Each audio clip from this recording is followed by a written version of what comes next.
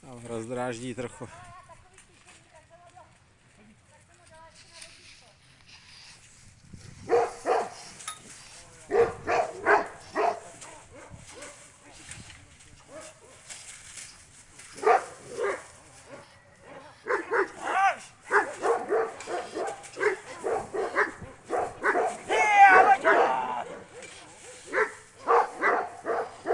Fricová zař...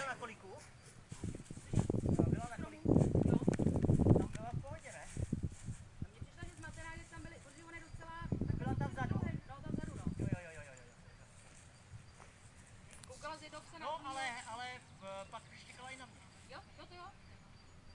Ono, někdy tady ty věci je, že měla svoje teritorium, tady je